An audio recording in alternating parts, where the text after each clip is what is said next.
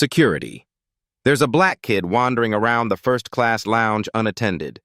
Those were the first words Jaden heard, words that would change everything.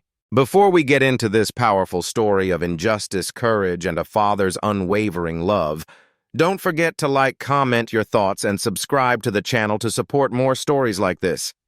Your support helps us spread awareness and amplify real voices. Now, let's begin. The sky is still ours. The sterile white floors of Los Angeles International Airport gleamed under the harsh lights. Jaden Smith, only 17, held a tightly folded schedule in one hand and a special guest pass lanyard around his neck. This wasn't just any trip. It was a once-in-a-lifetime opportunity to shadow airline executives and pilots as part of a national youth aviation mentorship program, handpicked, vetted, cleared. And yet, as he sat in the quiet corner of the first-class lounge, eyes glued to the screen playing a Boeing 747 engine evolution documentary, he could already feel it. The cold gaze, the side glances, the whispered murmurs. He had seen this before, many times. But this time was supposed to be different. He had just finished sipping a complimentary ginger ale when a sharp voice rang out across the lounge. "Excuse me, this area is restricted." Jaden turned. A uniformed woman stood a few feet away, arms crossed, badge-polished eyes unreadable. Her name tag read, Captain Lorraine Matthews. "I have a guest pass," Jaden replied calmly, holding up his lanyard. "I'm here for the aviation mentoring program. Ms. O'Donnell from HR told me to wait here." "I don't care what someone told you. This is not a place for sightseeing."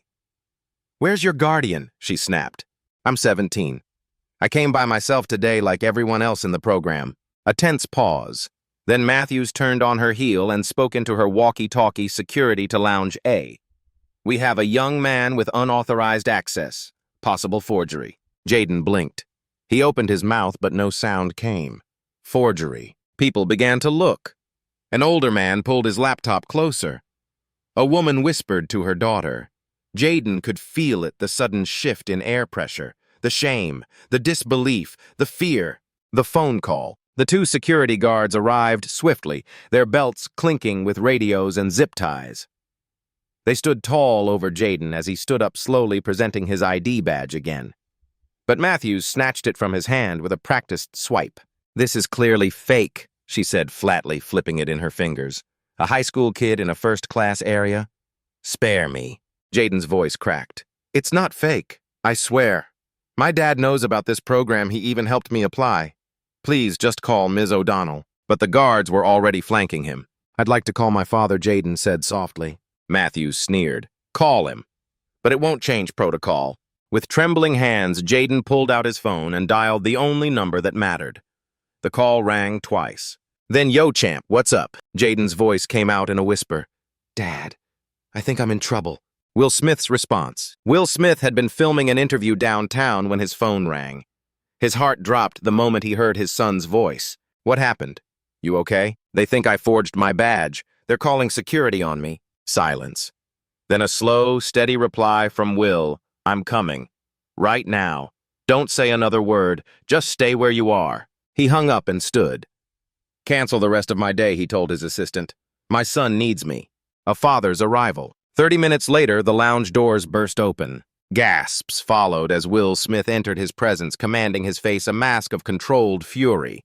Behind him walked a senior Delta Airlines director and a representative from the mentorship program, both notified during Will's drive. "Where is he?" Will asked, his voice cold steel. Jaden was standing in the corner, his lanyard confiscated, flanked by two guards. Will moved to his son, pulled him into an embrace, then turned. "Captain Matthews, correct." Her face flushed. "I didn't. Mr. Smith, I didn't know he was your son." "That's the problem," Will said quietly. "Because if you did, you'd have treated him like a human being." The turning point. The Delta director stepped forward. "Captain Matthews, we've reviewed the access logs. Jaden was registered properly. Your conduct is being investigated." Matthews' eyes darted. "I was only following security policy. You made a child feel like a criminal, with no evidence." Will's voice rose. "You humiliated him in public for doing nothing but dreaming." He turned to the others in the lounge. "How many of you judged him too? How many stayed silent?" The room fell still. Will held his son's shoulders. Look at him. That's who you tried to break. But you failed. He's still standing.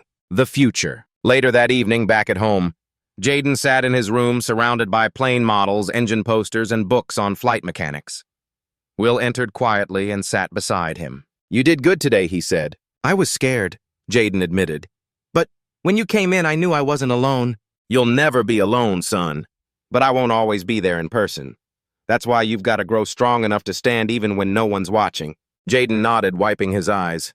Do you think I still have a future in aviation? Will smiled. I think you're already flying.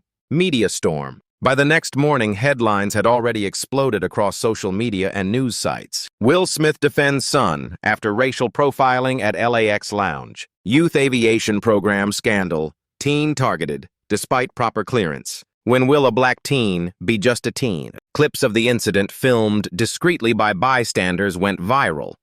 Millions watched the moment Will Smith calmly but firmly stood before the lounge defending Jaden with unshakable dignity. An official statement from Delta Airlines was issued by noon. We sincerely apologize to Mr. Jaden Smith and his family. We are conducting a full internal review and have placed the involved personnel on administrative leave pending investigation. Discrimination of any kind has no place in our operations. But for Will, this wasn't about an apology.